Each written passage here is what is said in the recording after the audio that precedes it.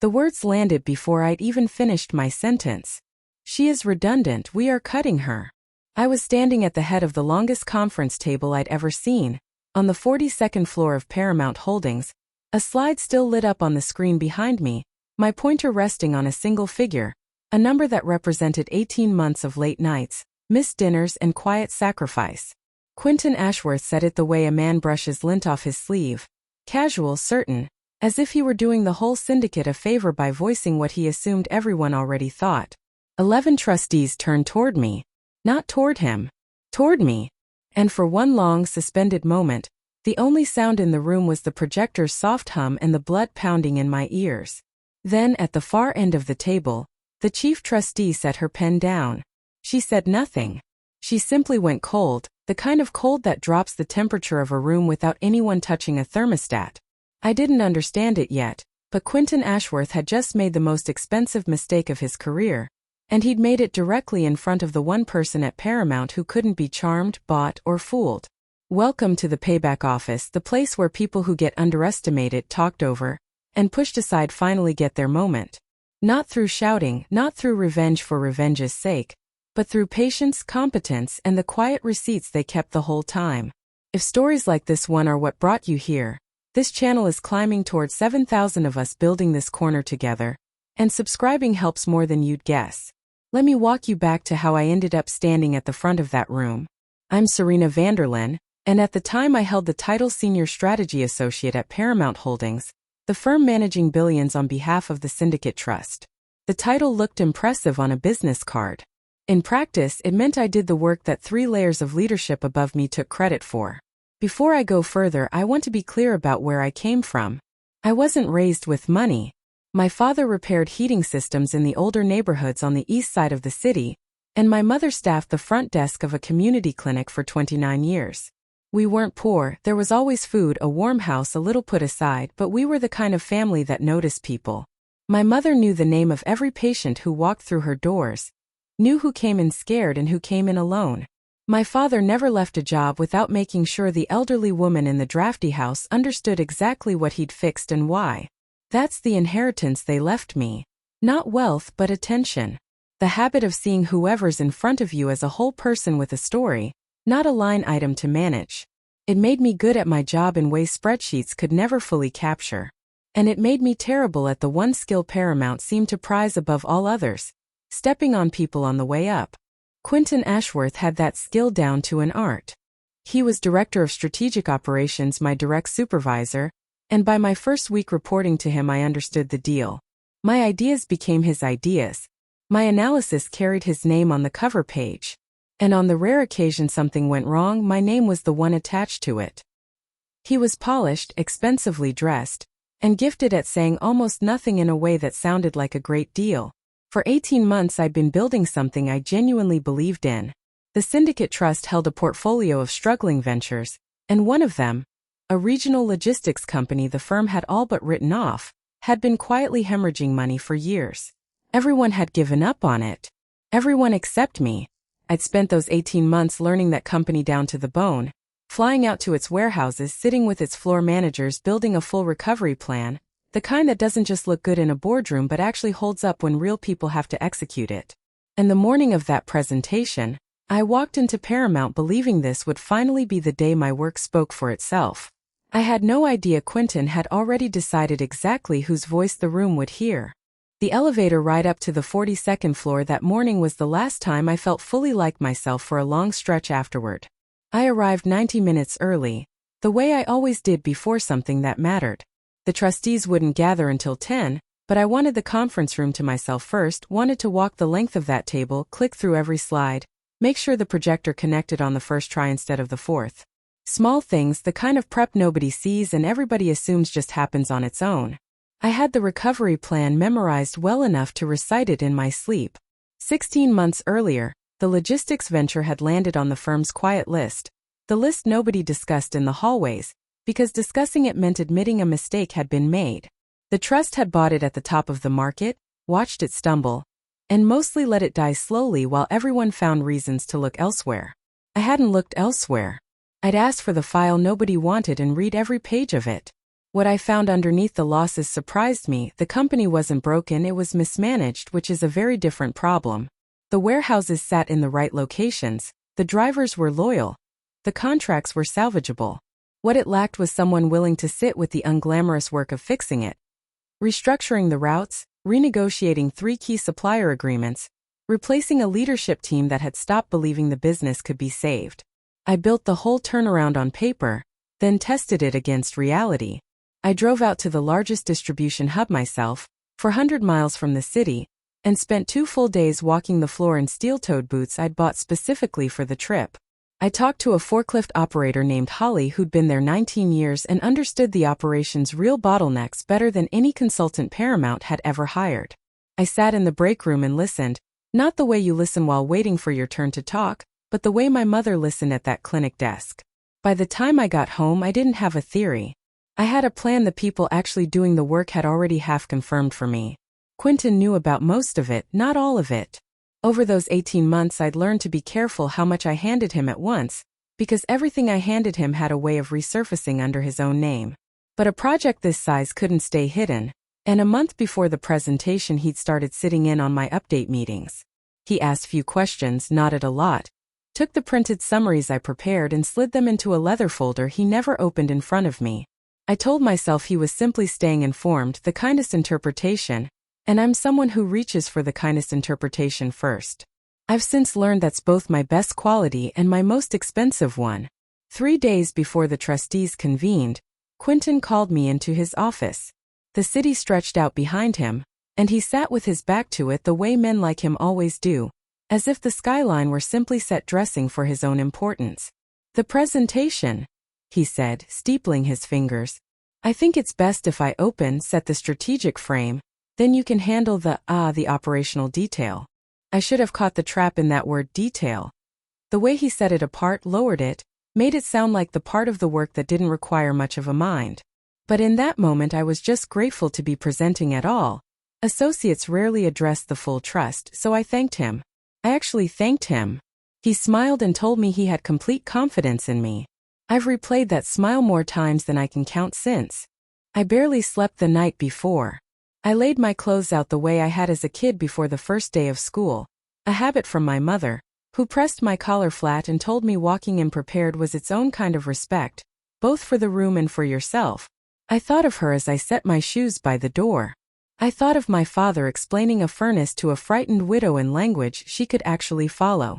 I thought, tomorrow I get to do work they'd be proud of. I was right about that part. I just had the wrong idea about how the day would actually unfold. Because while I spent the night rehearsing how to honor 18 months of work, Quentin Ashworth spent his deciding the cleanest way to claim it was to make certain I was no longer in the room to argue who it belonged to. For a long moment, Adelaide Fenwick said absolutely nothing.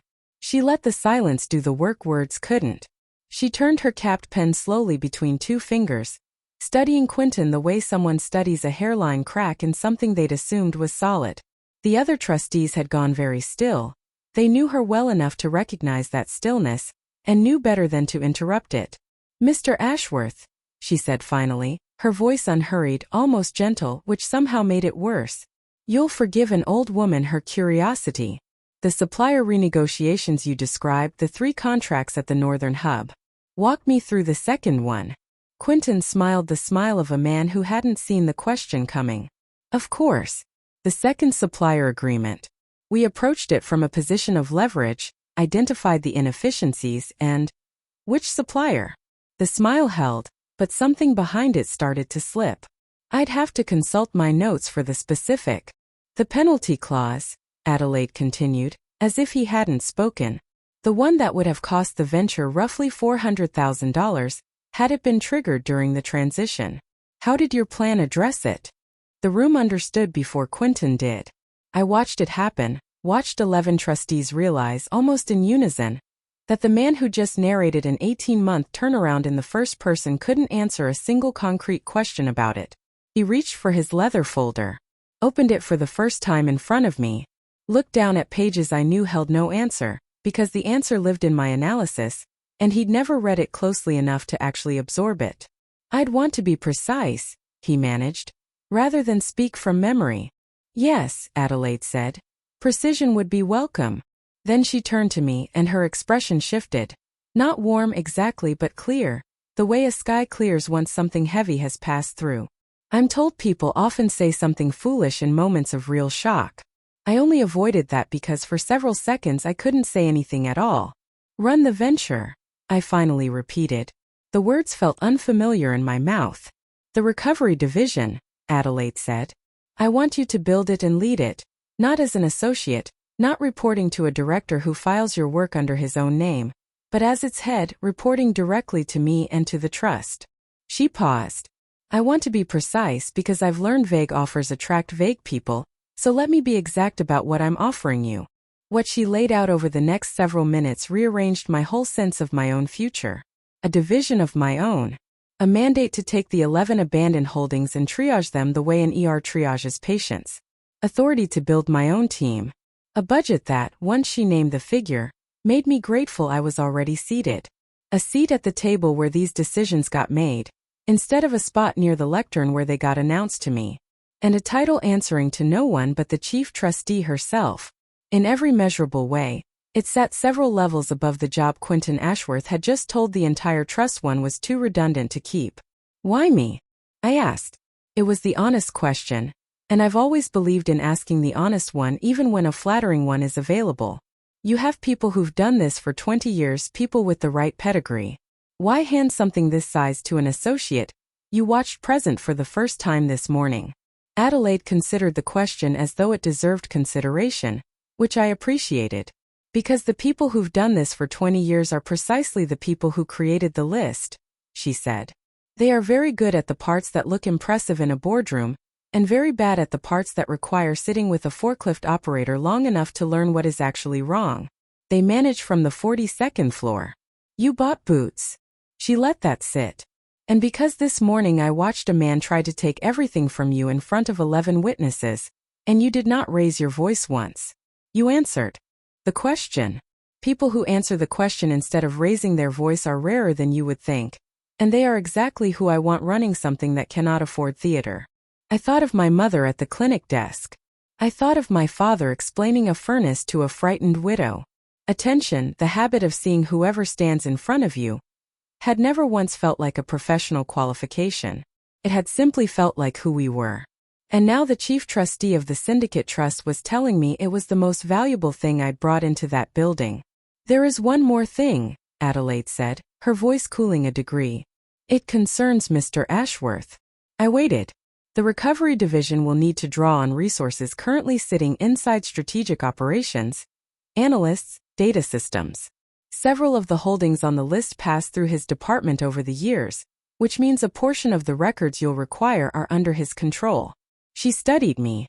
Which is to say, the man who tried to end your career this morning is about to find that his department is being reorganized to support the very division you'll be leading.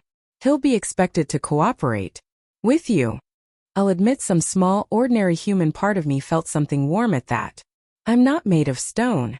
But I'd learned a long time ago that the satisfying thing and the wise thing are rarely the same thing, and the people who confuse them tend not to last. I won't make it about him, I said. If I take this, I take it for the 11 companies, not to settle a score. Adelaide looked at me a long moment, and something in her expression shifted. Approval, I think, though she wasn't a woman who handed it out cheaply. That, she said, is the answer that confirms I've chosen correctly. The ones who take it to settle the score always do eventually, and it always costs them more than the score was worth. She rose from her chair, which told me the conversation was ending. But I'll tell you something, Serena, free of charge, from someone who has watched men like Quentin Ashworth for half a century. You will not have to do a single thing to make him suffer. She paused at the window, the river behind her. He will do it entirely to himself the moment he learns who is now standing above him, and I would very much like to be in the room when he does. News moved through Paramount the way news always moves through a building full of ambitious people. Quietly at first, then all at once. I didn't announce it. Adelaide did, in her usual measured way. A short memo went out to the firm 3 days after that morning in the conference room. The Syndicate Trust was establishing a recovery division, effective immediately, led by Serena Vanderlyn, reporting directly to the chief trustee. No mention of Quentin Ashworth. No mention of a presentation. None was needed. Everyone who mattered had been in that room, and everyone who hadn't heard the story by lunch. I learned later that Quentin read the memo at his desk, the same skyline view behind him he'd always used to make himself feel large. I wasn't there, but I didn't need to be. The building has its own nervous system, and word of how he reacted reached me within the hour. He'd read it twice, stood up, walked to the window and stayed there a long while. I didn't enjoy that as much as I'd expected to, and that surprised me. In the early hours after Adelaide's offer, I'd imagined I'd feel some clean, satisfying triumph. What I actually felt was quieter and more useful, the absence of fear. For 18 months I'd managed every interaction with that man under a constant low hum of awareness of what he could do to me. That awareness was simply gone. I hadn't needed to bring him down. I'd been lifted past him, and from up there he was a much smaller figure than he'd seemed while standing between me and the daylight. Our first meeting under the new arrangement came the following week. I'd requested the files for 4 of the 11 holdings that had passed through strategic operations over the years. By every protocol those files belonged to the firm, not to Quentin, and the request went through proper channels with Adelaide's authority behind it. He couldn't refuse outright. But he could delay, and did, in the small ways men like him used to remind everyone they haven't entirely surrendered. The files arrived incomplete. 2 key folders were still being located. A data export I needed came in a format that wouldn't open. So I went to see him. I want to describe that walk to his office honestly because it mattered to me. I didn't go in to gloat. I went and dressed the way my mother taught me, collar flat, prepared, carrying nothing but a single sheet of paper listing exactly what I needed and by when. I'd decided, before I ever reached his door, that I'd give him no theater to react to. The most powerful thing I could be in that room was completely calm. He was standing when I walked in, which I noted. He hadn't stood for me in 18 months. "Serena," he said, warmth still in his voice, though it had turned brittle now, like ice over moving water. "Congratulations. Quite a turn of events." "Thank you," I said, setting the sheet on his desk. "These are the 4 files I still need. The Brightwater records, the 2 warehouse leases, and the supplier data in a format that opens. I'd like them by Thursday." He glanced at the paper without picking it up. "These things take time. My team is stretched. You understand efficiency." He said the word lightly, almost as a private joke, testing whether it still had the power to wound me. It didn't. "I do understand efficiency," I said evenly, "which is why I'd hate to bring an incomplete records issue to Adelaide and have her wonder whether strategic operations is the right department to be holding trust files at all." I let that sit gently without any heat behind it. "Thursday works better for everyone, I think." Something crossed his face then. Recognition, maybe, that the dynamic he'd relied on for 18 months hadn't just shifted, it had reversed entirely. The threat I just made was the kind he'd made to me 100 times in softer words. The difference was mine was true, and we both knew it, and I'd said it without raising my voice. "Thursday," he said quietly. I thanked him again sincerely because I meant it, and then did the thing I think unsettled him most of all. At the door I turned back. "Quentin, the recovery work is going to need good analysts.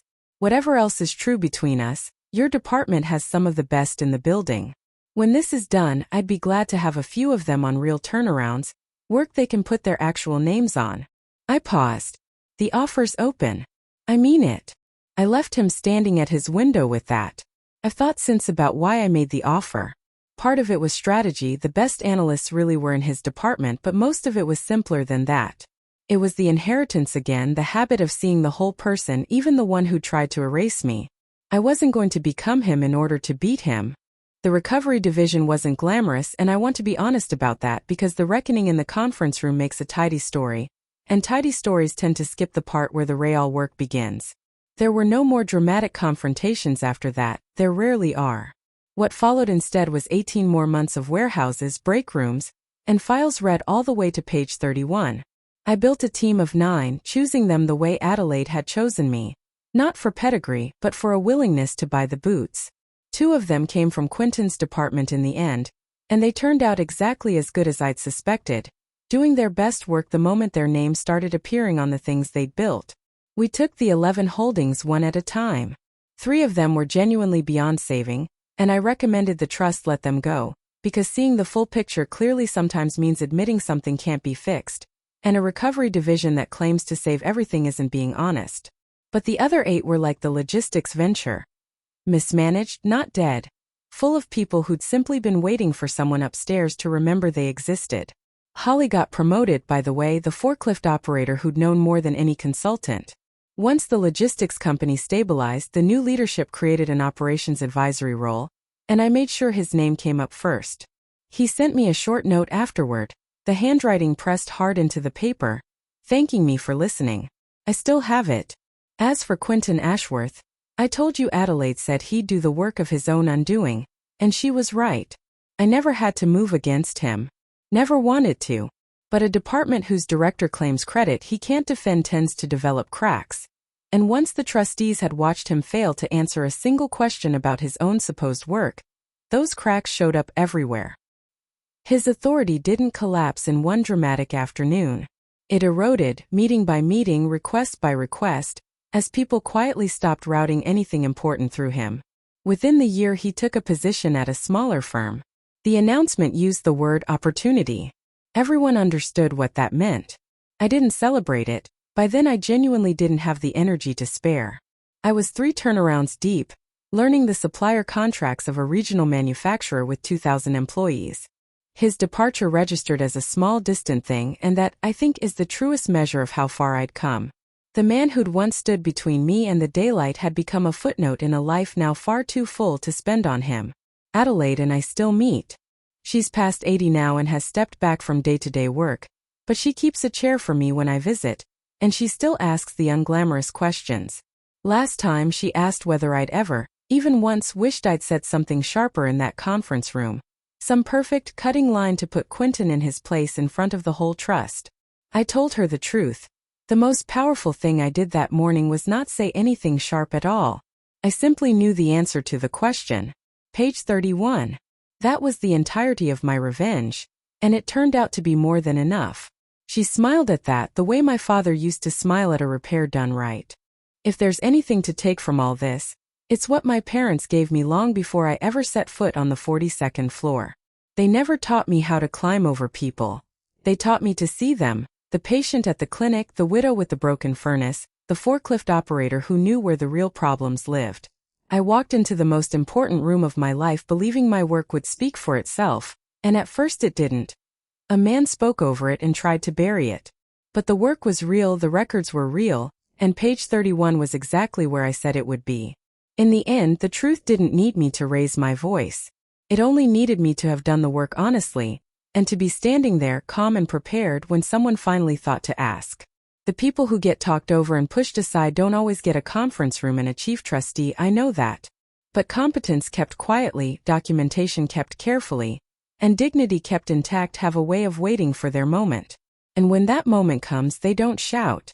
They simply answer the question. That's the whole story. Thank you for staying with me through it. These take real time to tell, and the fact that you're still here means more than you know. If this one resonated, the channel is climbing towards 7,000 of us who believe the quiet, competent people deserve their reckoning too. Subscribing keeps these stories coming, and it helps the next person who needs one find their way here. I'll see you in the next one.